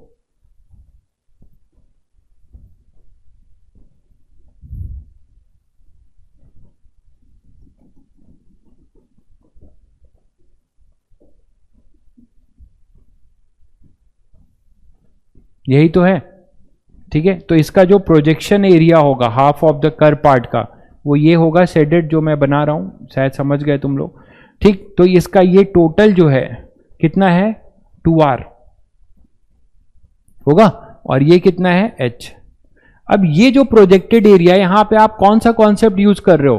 क्या आप electric field E cos theta into S का कॉन्सेप्ट यूज कर रहे हो, या E into S cos theta? आप यहां यूज कर रहे हो E into S cos theta. यहां पर ये जो S है, ये S है पूरा, तो S cos थीटा जो है वो, ये कॉम्पोनेंट आपका एक तरीके से S है। क्या S कौन सा कॉम्पोनेंट है? It is perpendicular to E, है कि नहीं है? इलेक्ट्रिक फील्ड आपकी इधर ही है ना, ये अपना इलेक्ट्रिक फील्ड है। तो S परपेंडिकुलर टू E जो है वो कितना हो जाएगा बताओ आप लोग? ये एरिया होगा, this is area of rectangle. और एरिया ऑफ रेक्टेंगल कितना होगा सब लोग जानते हो, ये बेस हो जाएगा इसका 2r इंटू एच। तो फ्लक्स कितना होगा, E into effective area S cos theta. एक तरीके से सरफेस परपेंडिकुलर टू ई जो आप लिख रहे हो, सरफेस परपेंडिकुलर टू ई, वही तो अपना एस कॉस थीटा है। तुम लोग ये बात समझ रहे हो कि नहीं, यही अपना एक तरीके से क्या है, एस कॉस थीटा है, जो कि प्रोजेक्टेड एरिया। अभी बताया था ना कि जब हम फ्लक्स लिखते हैं तो कौन सा एरिया लेते हैं, which is projected area which is perpendicular to electric field. तो इस half of the cylinder, cylinder का एक कागज लो और कागज का आधा सिलेंडर बनाओ, ठीक है। अब आप कागज का जो आधा सिलेंडर, ये सामने क्लियर कट डायग्राम बना है, तो ये जब आधा बनाओगे तो इसका जो प्रोजेक्टेड एरिया होगा, जो एक्स एक्सिस पे इलेक्ट्रिक फील्ड है उसके परपेंडिकुलर एक रेक्टेंगल होगा कि नहीं होगा, और वही चीज आप यहां लिख रहे हो। तो फ्लक्स इससे क्या आ जाएगा, half of the curve part से।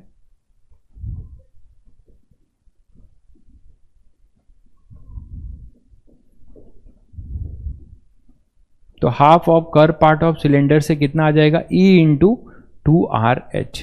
ये आपका आंसर होगा, ठीक है, half of the curve part से, ठीक है। अब और इंटरेस्टिंग चीज सुनो कि इसका क्लोज सरफेस है तो इसका एरिया वेक्टर कैसा होगा बताया है, इसका एरिया वेक्टर भी इधर ही होगा, मानते हो।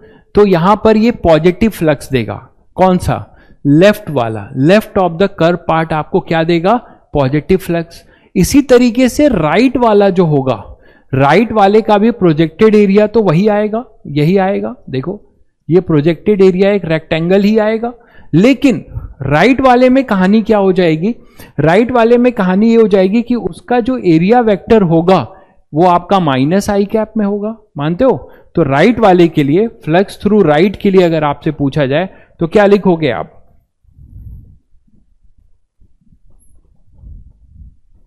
यही चीज अगर मैं आपसे पूछूं कि फ्लक्स थ्रू राइट हाफ, ये वाला देखो, राइट हाफ के लिए क्या होगा, ये है सिलेंडर,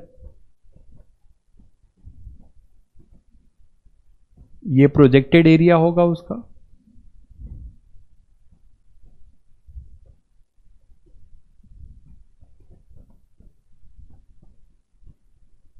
होगा।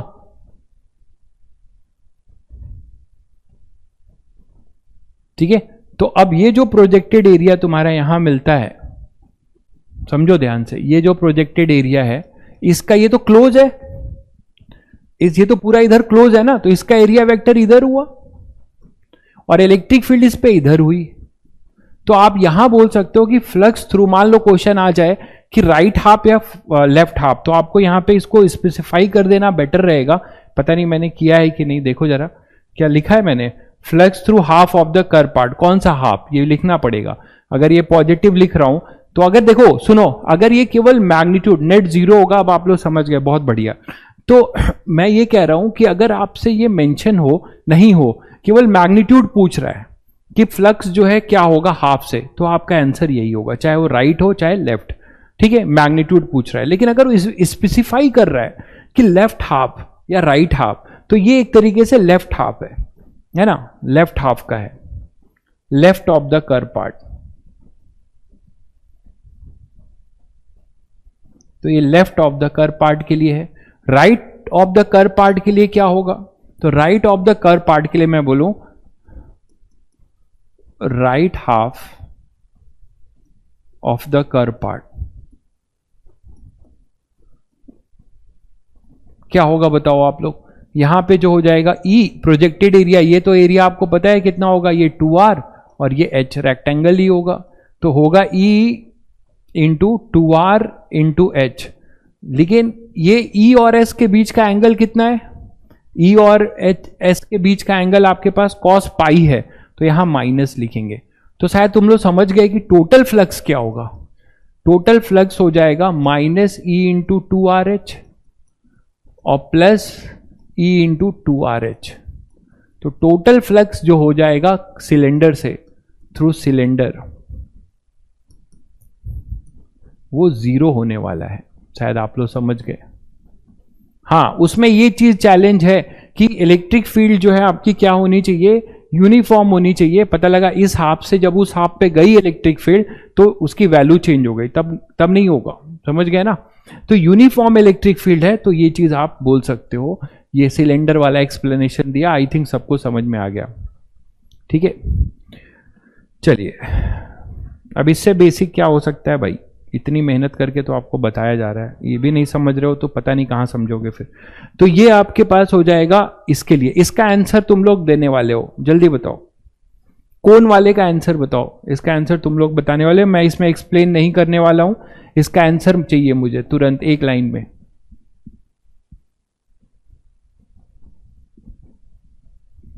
एस कॉस थीटा से एक्सप्लेन क्या करूं भाई Kanha? S cos theta, S cos theta ही तो प्रोजेक्टेड एरिया है, वही तो प्रोजेक्टेड एरिया लिया है। ठीक है, बिल्कुल कुछ E into r into h. तुम लोग एक चीज मिस कर रहे हो, इसका जो प्रोजेक्शन होगा वो ट्रायंगल होगा। Half of the curve part जो होगा वो आपके पास क्या होगा? ट्रायंगल होगा। इसका जो प्रोजेक्टेड एरिया होगा वो एक ट्रायंगल होगा। देखो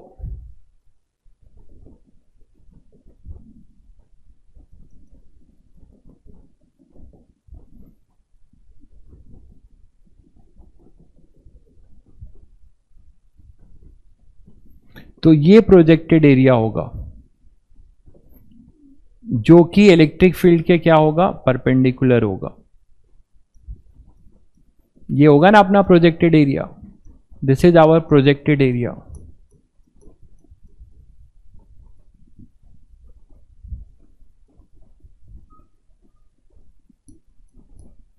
परपेंडिकुलर टू ई।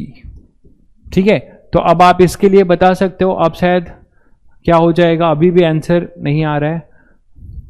हाँ, एक का आंसर आ रहा है, flux half E into triangle का ये होगा प्रोजेक्टेड एरिया, परपेंडिकुलर टू होगा, वो होगा अपना एरिया ऑफ ट्रायंगल एबीसी। ये एबीसी है, this is your area of triangle ABC. तो कितना हो जाएगा किसी एक हाफ के लिए? हाफ बेस कितना है भाई? बेस ये 2r है ना, ये नहीं देख पा रहे हो तुम लोग। तो हाफ बेस हो जाएगा 2r इंटू एच, तो फाइनली आएगा आर एच। ये इफेक्टिव एरिया होगा। तो फ्लक्स थ्रू, इसके लिए लिख रहा हूं, flux through half of the curve part, half of curve part of the cone क्या हो जाएगा बदी? कितना हो जाएगा बताओ?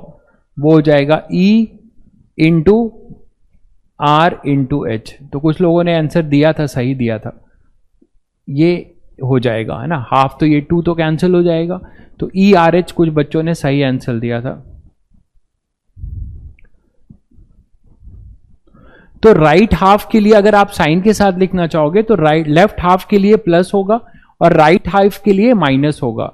ठीक है, राइट ट्रायंगल होगा या भाई प्रोजेक्शन राइट कैसे होगा? आप एक काम करो, अभी एक पन्ना फाड़ो, ठीक है, और एक कोन बनाओ, ठीक है, और कोन को फिर क्या करो? इसका मतलब आपको पता है, जिन बच्चों को ये कॉन्सेप्ट थोड़ा नहीं समझ में आ रहा है, मुझे समझ में आ रहा है, उनको डॉट प्रोडक्ट या प्रोजेक्शन नहीं पता है। अगर आपने कोन लिया, कोन को आपने बना दिया, अब उस कोन को चिपका दो। कोन जो आपने बनाया है, जिसमें तुम मूंगफली खाते हो, ऐसा बनाए हो, तो इसको आप जो है चिपका दो। तो चिपकाओगे तो एक ट्रायंगल मिलेगा कि नहीं? तो ये ट्रायंगल ही तो उस कोन का हाफ कर्व का प्रोजेक्शन हुआ। इतना इंजीनियर बनने जा रहे हो तुम लोग, जब बीटेक फर्स्ट ईयर में जाओगे तो पता है क्या होगा? एक बहुत ही जानलेवा हमें पढ़ना पड़ता है आईआईटी में, इंजीनियरिंग ड्राइंग, ईडी। ठीक है, तो इंजीनियरिंग ड्राइंग आपको विजुलाइज करना पड़ेगा कि इसका साइड प्रोजेक्शन बताओ, इसका साइड प्रोजेक्शन से कैसा दिखेगा, वो टॉप व्यू बनाओ, और आपके पास से बोला जाएगा इसका बॉटम व्यू बनाओ। बहुत सारी चीजें हैं। कुछ तो अब इंजीनियर बनने जा रहे हो तो इंजीनियर लायक काम करो, थोड़ा विजुलाइज करो। कोन बनाओ, कोन को चिपका दो, है ना, कोन बना के चिपका दो, तो उसका प्रोजेक्शन एक ट्रायंगल आएगा कि नहीं आएगा? बिल्कुल वही टॉर्च मारेंगे, इफेक्टिव एरिया लेंगे। बिल्कुल सही कह रहे हैं आप। ये सही इंजीनियर वाला दिमाग लगाया तुमने भाई, है ना। टॉर्च मारोगे और इधर एक ये रखोगे तो उस पर जो शैडो आएगा half of the curve part का, वही आएगा। बहुत बढ़िया भाई, बहुत बढ़िया। तो शायद तुम लोगों को ये कॉन्सेप्ट क्लियर हुआ। तो मुझे ये बताओगे कि टोटल फ्लक्स क्या होगा? यही लिख दे रहा हूं, कोई दिक्कत तो नहीं है। फाई टोटल कोन के लिए बोलो, इसमें कोई दिक्कत? जीरो। क्यों? Half of the curve part left half के लिए कैसा होगा? Left of the curve part के लिए जो हमारा एरिया वेक्टर इधर होगा, बना के दिखाऊं क्या? देखो,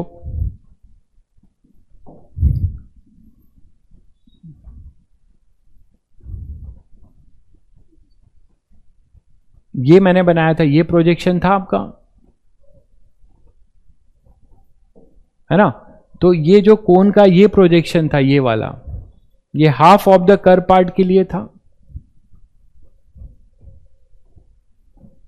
ये कोन था ना तुम्हारा,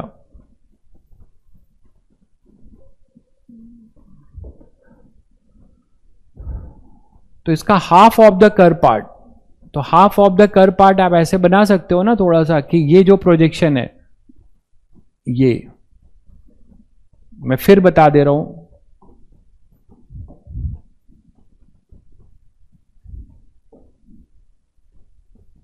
ये होगा इतने कर्व पार्ट का,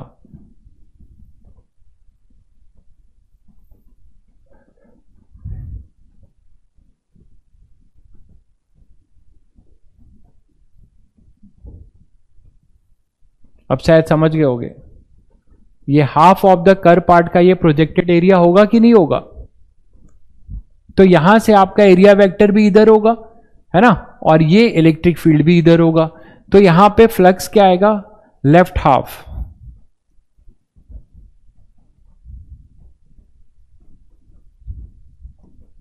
left half of curve part, वो क्या हो जाएगा? E S cos theta. तो एस कॉस थीटा ही तो है ये, एस कॉस थीटा, ये प्रोजेक्शन जो है जिसको आप बोल रहे हो 2r और ये बोल रहे हो h, तो ये जो 2r इंटू एच, यही तो है अपना एस कॉस थीटा, एक तरीके से एस कॉस थीटा, जिसको आप क्या बोलते थे? Effective area perpendicular to electric field, electric field lines बोलते थे ना। तो यही चीज आपने लिख दिया, ये पॉजिटिव होगा। इतना ही जो है इस हाफ के लिए आप समझ रहे हो, इस वाले हाफ के लिए इधर होगा, तो मैं डायरेक्ट लिख रहा हूं राइट हाफ के लिए क्या हो जाएगा?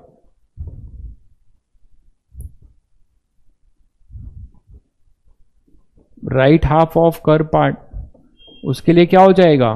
E इंटू 2RH, और ये हो जाएगा माइनस में, तो टोटल अपना क्या हो जाएगा? जीरो हो जाएगा फॉर द होल कोन, है ना।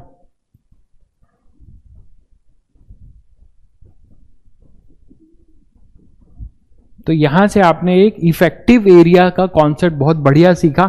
आप एक चीज इमेजिन कर पा रहे हो कि अगर ये कॉन्सेप्ट आप नहीं जानते तो कैसे सॉल्व कर पाते? बोलो, कैसे सॉल्व कर पाते? कर पाते क्या बताओ? ये कौन है? ये इलेक्ट्रिक फील्ड है, यहां का डीएस वेक्टर ऐसा एंगल बना रहा है इसके साथ, यहां का डीएस वेक्टर कुछ ऐसा एंगल बना रहा है, ये डीएस वेक्टर कुछ ऐसा एंगल बनाएगा। तो हर डीएस वेक्टर जो है इलेक्ट्रिक फील्ड से अलग अलग एंगल बना रहा है। तो ई डॉट डीएस सबका कॉस थीटा बदल रहा है, तो उसको आप इंटीग्रेट कहां कर पाओगे? शायद समझ गए, ये बहुत तगड़ा कॉन्सेप्ट था जिसको आप बिना इंटीग्रेशन के डायरेक्ट जो है प्रोजेक्शन लेके कर पाए। ठीक है, तो आपको बहुत अच्छे क्वेश्चन इस पे मिलेंगे। ठीक है, चलिए, तो आपने ये इफेक्टिव एरिया का कॉन्सेप्ट सीखा। फटाफट मुझे इसका आंसर चाहिए, तो मुझे लगेगा कि मेरी मेहनत सफल हुई। जल्दी बता दीजिए। अच्छा, क्वेश्चन तो लिखा ही नहीं है मैंने, तो क्वेश्चन लिख देता हूं। फाइंड फ्लक्स, पहला है through the curve part of the hemisphere. Hemisphere के कर्व पार्ट से कितना फ्लक्स पास हो रहा है। दूसरा टोटल फ्लक्स, और ये हेमिस्फेयर क्लोज्ड है।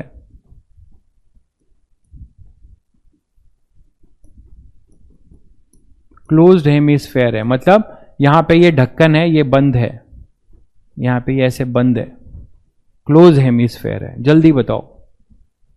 E into pi r square. Anurag, बहुत बढ़िया भाई अनुराग, तुमने कुछ शांति दी मुझे। बहुत बढ़िया।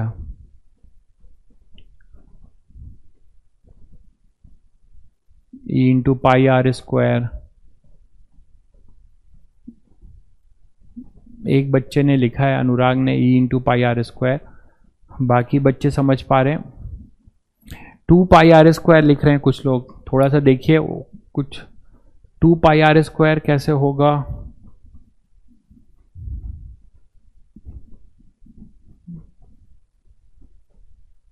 E into pi r square, Anuj ने सही आंसर दिया है, E into pi r square और 0।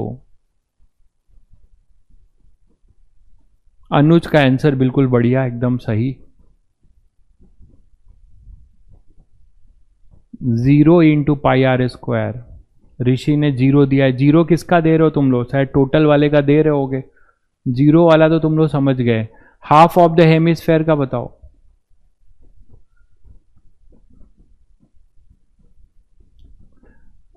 उस हेमिस्फेयर पे ऊपर से टॉर्च मारोगे तो उस पूरा कर्व सरफेस एरिया का प्रोजेक्शन क्या आएगा, जो इलेक्ट्रिक फील्ड के परपेंडिकुलर होगा।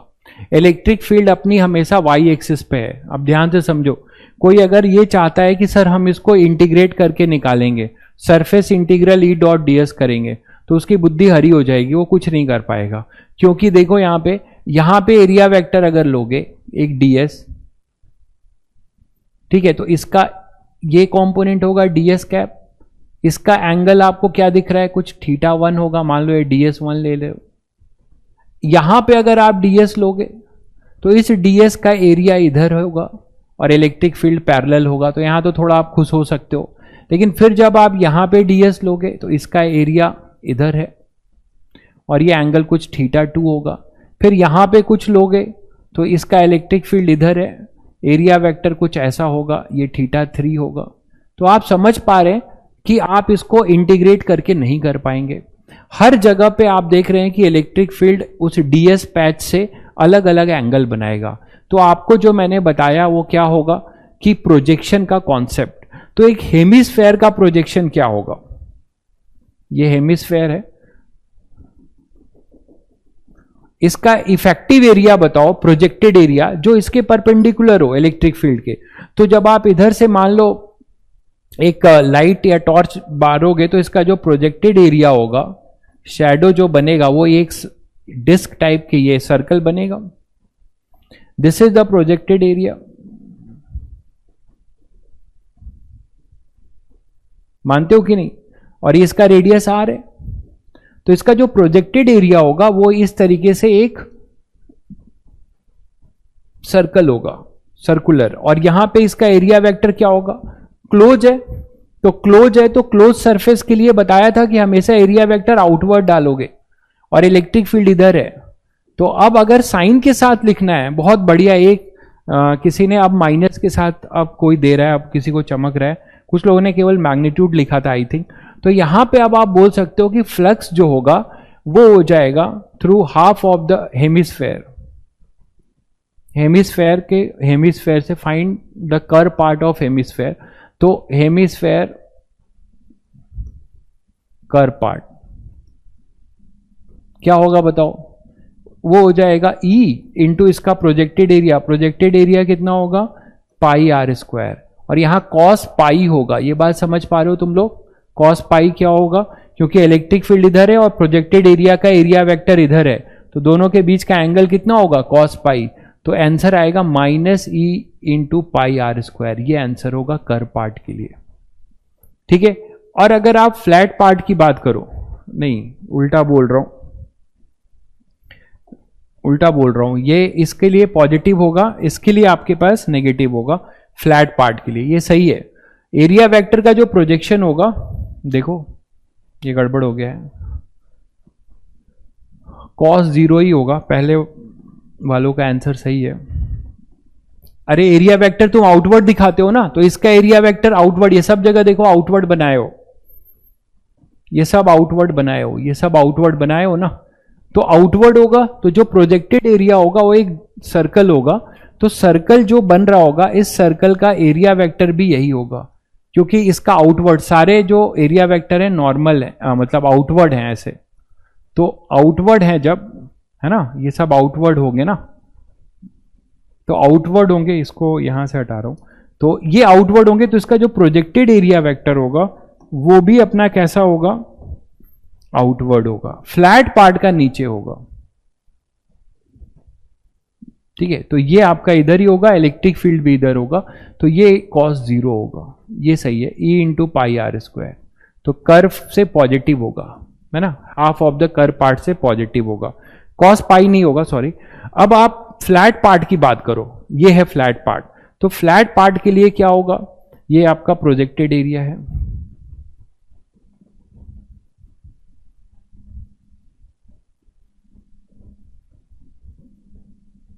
हेमिस्फेयर।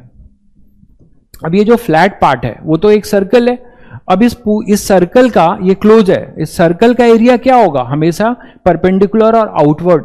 तो सर्कल के लिए आप क्या बोल सकते हो, ये जो सर्कल है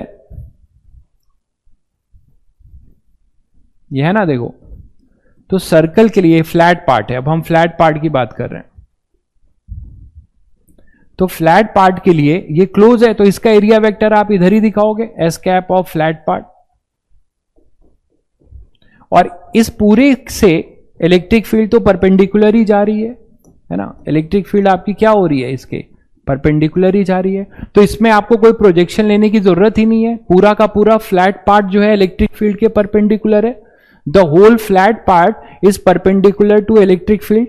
ठीक, तो पूरा फ्लैट पार्ट जब एरिया वेक्टर के इलेक्ट्रिक फील्ड के परपेंडिकुलर है, तो फाई ऑफ फ्लैट पार्ट क्या लिखने वाले हो, वो लिखने वाले हो E into pi r square, और यहां हो जाएगा अपना कॉस पाई, तो ये होगा minus E into pi r square.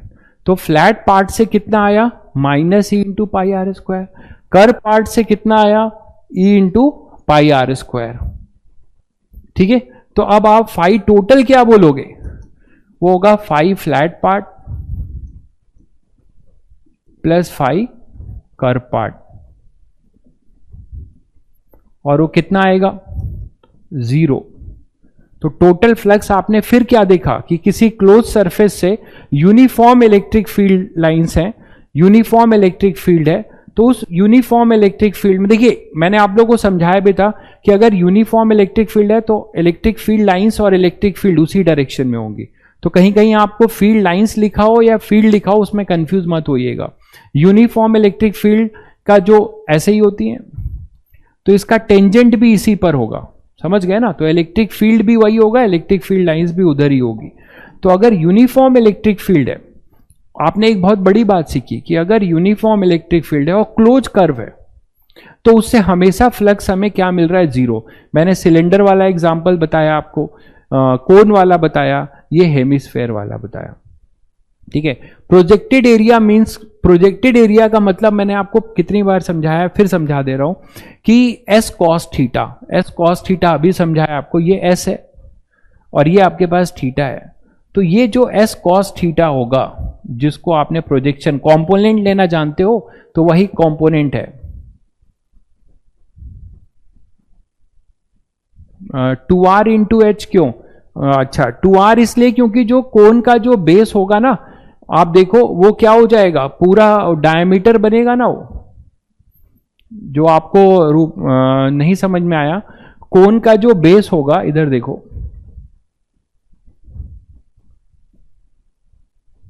ये देखो, ये जो r है ये सेंटर है ना, यही शायद आप पूछ रहे हो, ये पूरा 2r ही तो होगा, ये डायमीटर होगा ना बेस, इसीलिए मैंने लिखा है हाफ बेस इंटू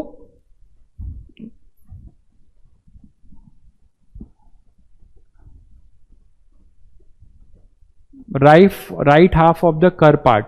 हाँ, तो क्या हो जाएगा, अच्छा यहाँ पे 2 क्यों लिखा है फिर मैंने, 2r इंटू एच, अच्छा ये किसका लिख दिया मैंने, ये मैंने सिलेंडर का, ये ट्रायंगल का एरिया होगा ना, half of the curve part, यहाँ half of the curve part में 2r इंटू एच, तो इसका ट्रायंगल का area half base into height, तो 2 कैंसिल हो जाएगा ना, यहां भी हाफ होगा। ठीक है, तो इसका आएगा ई आर एच, तुम लोगों ने भी ध्यान नहीं दिया क्या, और यहां आ जाएगा माइनस ई आर एच, तब जाके नेट 0 होगा। ट्रायंगल वाले में देखो एक करेक्शन है, कि ये जो अपना बेस है ना, ये देखो ये 2r था, तो ट्रायंगल का इफेक्टिव एरिया क्या होगा, लिखा तो है s cos थीटा कितना हो जाएगा, इट इज द एरिया, इसका एरिया क्या होगा, एरिया जो होगा कितना लिखोगे, हाफ बेस, बेस क्या हो जाएगा 2r इंटू हाइट, तो 2 कैंसिल हो रहा है ना, RH ही तो आ रहा है, उसके साथ E मल्टीप्लाई होगा, ठीक है। तो कोण के लिए ये शायद इसीलिए कुछ बच्चों को दिक्कत हो रही होगी, तो कोण के लिए क्लियर है, सिलेंडर वाला क्लियर है ना सबको, सिलेंडर वाला तो ठीक है ना एरिया, ये रेक्टेंगल का होगा, ये तो सही है, ठीक है। हाँ एरिया को आप रिजॉल्व कर सकते हैं, अभी अभी तो सिखाया है, एरिया एक वेक्टर क्वांटिटी है, तो वेक्टर का आप कंपोनेंट लेते हो, ए कॉस थीटा ए साइन थीटा, उसी तरह किया जा रहा है।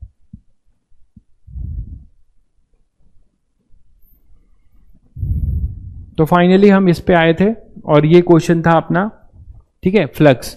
तो यहाँ पे फ्लक्स सभी को क्लियर हो गया कि हाफ ऑफ द हेमिस्फेयर से ऊपर होगा पॉजिटिव, और फ्लैट पार्ट से होगा उसमें भी पाई आर स्क्वायर होगा, बट फ्लैट पार्ट के लिए एरिया वेक्टर जो होगा वो क्या हो जाएगा, ये था ना फ्लैट पार्ट का, फ्लैट पार्ट के लिए एरिया वेक्टर आपका नीचे हो जाएगा, तो उसके लिए ये हो जाएगा, दोनों को आपने जोड़ा तो आपका नेट फ्लक्स क्या आएगा, 0, ठीक है। चलिए फिर आज इतना ही, लेक्चर रिवाइज कर लीजिएगा, कल इस पे हम लोग फ्लक्स पे क्वेश्चन करेंगे और गॉस लॉ पढ़ेंगे, ठीक है। चलिए फिर आज इतना ही, सबको गुड नाइट।